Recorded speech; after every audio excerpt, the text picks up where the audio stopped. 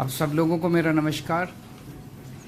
दिल्ली में इस वक्त यमुना में पानी बढ़ता जा रहा है और एक तरह से बाढ़ की स्थिति सी बनी हुई है। दिल्ली में यमुना का लेवल जो डेंजर लेवल है वो 205.33 मीटर है। इस वक्त वो काफी ज्यादा क्रॉस कर चुका है। वो 207.71 पे पहुंच गया ऑलरेडी, 207.71 पे। 1978 में इसके पहले अभी तक यमुना में जो सबसे ज्यादा यमुना का हाईएस्ट अभी तक जो गया था वो 1978 में गया था, जब यमुना में बाढ़ आई थी। वो गया था 207.49 पे। उसको भी मतलब 40-42 साल पुराना, 43 साल पुराना रिकॉर्ड टूट गया है। और अभी हम 207.71 पे हैं।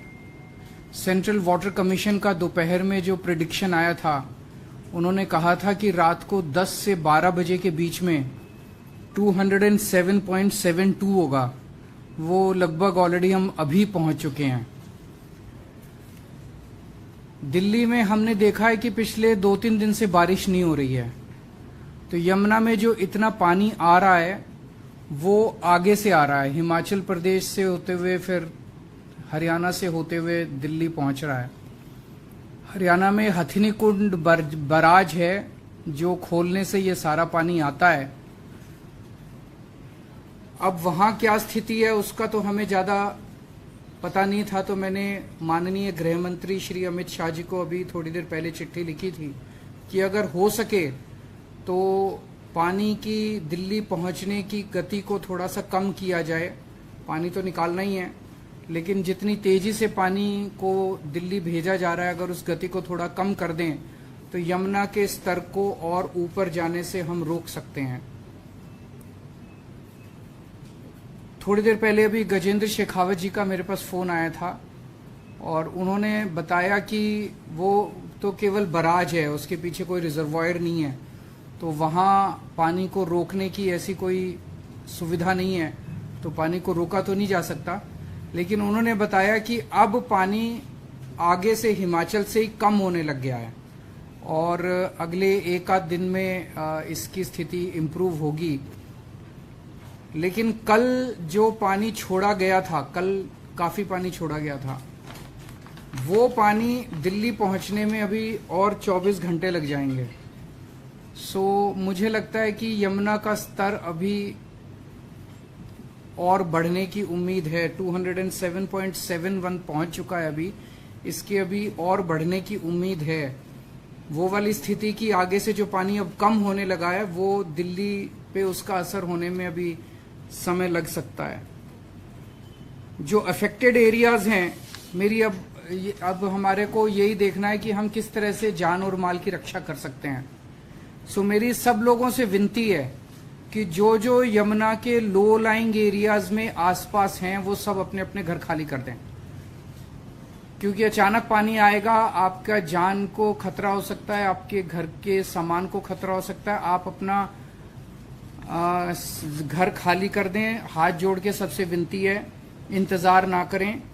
जो एरियाज ऑलरेडी अफेक्ट हो चुके हैं वो हैं बोट क्लब, मोनेस्ट्री मार्केट जहां पे पानी ऑलरेडी पहुंच चुका है, नीली छतरी temple near old railway bridge, Yamuna बाजार, गीता घाट, नीम करौली गौशाला, विश्वकर्मा एंड खड्डा कॉलोनी, गड़ी मांडू, मजनू का टीला से वजीराबाद तक का स्ट्रेच जो है। इसके अलावा ये एरियाज हैं, यहाँ पे जो भी लो लाइंग एरियाज हैं वो उस्मानपुर, बदरपुर, खादर में जो भी लो लाइंग एरियाज हैं यमुना के पास वो खाली कर दें। डीएनडी पुश्ता मयूर विहार, जगतपुर में मेन पुश्ता रोड है जो यमुना तक जाती है, उसको खाली कर दें। सराय काले खां पे भेलोपुर, शमशान घाट, जैन मंदिर, ग्यासपुर, मिलेनियम डिपो में के आसपास जो भी झुग्गियां हैं, और एक जो देखने में आ रहा है कि लोग बाढ़ देखने के लिए जा रहे हैं, वो ना जाएं। उससे अचानक अगर पानी बढ़ गया तो काफी भीड़ लगी हुई है, लोगों को बाढ़ सेल्फी ले रहे हैं, वो वीडियो खींच रहे हैं, वो सब ना करें। आपकी जान को खतरा हो सकता है। अचानक अगर पानी बढ़ गया तो आपको खतरा हो सकता है। सरकार ने रिलीफ इवैक्यूएशन के बहुत पुख्ता इंतजाम किए हुए हैं, और आप सरकार की मदद ले सकते हैं इवैक्यूएशन करने के लिए, या खुद अगर आप अपना दूसरे जगह जाना चाहें खुद जा सकते हैं। रिलीफ कैंप्स बहुत सारे लगाए हुए हैं और भी बढ़ाने की उम्मीद है। अभी अभी मेरी सारे डीएम्स के साथ मीटिंग हुई, उनको भी हमने कहा है कि आप जरूरत पड़े तो आसपास के स्कूलों को बंद कर दीजिए, उनको कन्वर्ट कर दीजिए रिलीफ कैंप्स में। टॉयलेट्स के लिए, नहाने के लिए अगर आसपास धर्मशालाएं, स्कूल एक्वायर करने की जरूरत पड़ती है, उनको आप एक्वायर कर लीजिए। बहुत सारी एनजीओज हमारी मदद कर रही हैं, हम उनको धन्यवाद देना चाहते हैं। इस वक्त बहुत गुरुद्वारे कई सारे हैं जिन्होंने लंगर लगाए हैं, गुरुद्वारे वालों को भी हम बहुत बहुत धन्यवाद देना चाहते हैं। ये मौका है एक दूसरे की मदद करने का। हम सभी से अपील करते हैं कि ऐसे मौके पे आप सबको रिलीफ पहुंचाएं, एक दूसरे की मदद करें। अगर कोई प्रश्न अगर कितने बोट्स आपने लगाए हैं, कितनी बोट्स हैं दिल्ली में, और कितने लोग आपने तैनात किए हैं, ये 2 सवाल। नंबर ऑफ बोट्स 50 बोट्स हैं हमारे पास, 2 डिपार्टमेंट्स के पास हैं। बेसिकली कुछ डीएम्स के पास रहती हैं, कुछ फ्लड कंट्रोल डिपार्टमेंट के पास रहती हैं। तो इन बोट्स को जो पूरा स्ट्रेच है पल्ला से लेके ओखला बराज तक, उनको 2-2 किलोमीटर के स्ट्रेच पे स्टेशन कर दिया गया है। तो वहां पे लगातार रेस्क्यू ऑपरेशंस उनके, और एनडीआरएफ को भी लिख दिया गया है कि अगर जरूरत पड़ेगी तो उनकी मदद ले ली जाएगी। उनको लिखा है, डीएम्स ने लिखा है एनडीआरएफ की जरूरत, एनडीआरएफ को मदद कर। हाँ जी, सेंट्रल गवर्नमेंट के साथ कोऑर्डिनेशन है। जो जरूरत पड़ रही है, हमारे ऑफिसर्स उनके ऑफिसर्स के संपर्क में है। जैसे मैंने कहा, मैंने जैसे अमित शाह जी को चिट्ठी लिखी, गजेंद्र शेखावत जी का तुरंत फोन आया। उन्होंने भी थोड़ा सा और वो है, उसके बाद हिमाचल की स्थिति इंप्रूव होने लगी है तो उसका असर दिल्ली में होगा।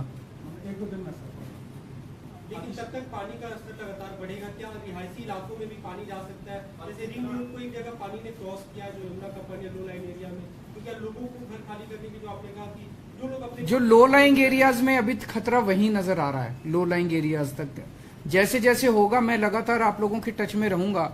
अगर लगेगा कि कहीं और बस्तियों के अंदर खाली कराने की जरूरत है, लोकल लेवल पे भी हम मुनादी कर रहे हैं, हमारी टीम्स मुनादी कर रही हैं, तो वहां पे हम बताते जाएंगे।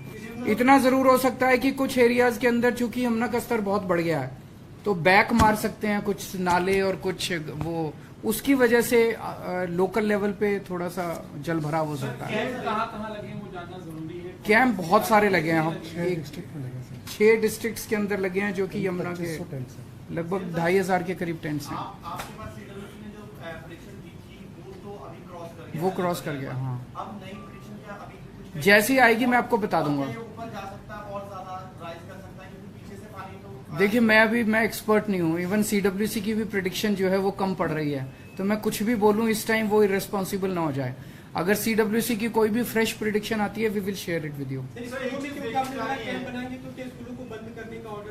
नहीं, सारे स्कूलों को नहीं, आसपास के जो स्कूल हैं, जिन स्कूलों की जरूरत पड़ेगी उनको टेम्पोरेरीली बंद कर देंगे 2-4 दिन के लिए। सर, एक चीज ये देखा जा रहा है कि आप लोगों ने रिलीफ कैंप बनाए, लेकिन जो घर ऑलरेडी डूब चुके हैं, जैसे यमुना बाजार में, वहाँ लोग बाहर निकलने को तैयार नहीं, सामान अभी भी फर्स्ट फ्लोर पे रख के। ये हर बार देखने को मिलता है, इसीलिए मैं हाथ जोड़ के सबसे अपील करना चाहता हूँ। मैं समझता हूँ कि कोई अपना घर नहीं छोड़ना चाहता, मैं समझता हूँ, लेकिन जान सबसे ज्यादा जरूरी है। और पहले भी जब यमुना का स्तर बढ़ता था तो लो लाइंग एरियाज में इवैक्यूएशन तो लगभग हर साल होता है, कभी कम होता है, कभी ज्यादा होता है। लोग अपना घर छोड़ के जाना ही नहीं चाहते। उनसे मेरी हाथ जोड़ के विनती है कि आप जितना सामान इकट्ठा कर सकते हो इकट्ठा करके आप टेंट में चले जाइए या कहीं रिश्तेदार के यहाँ चले जाइए, लेकिन आप खाली कर दीजिए। इवैक्यूएशन बहुत जरूरी है इस टाइम। सर, कैंप में क्या-क्या इंतजाम कर रहे हैं? सभी तरह के इंतजाम कर रहे हैं हम। टॉयलेट्स का इंतजाम है, उनके फैंस का इंतजाम है, नहाने का इंतजाम कोशिश कर रहे हैं, मतलब बहुत ज्यादा है, खाने का इंतजाम है, सब किस्म के इंतजाम है। Thank you.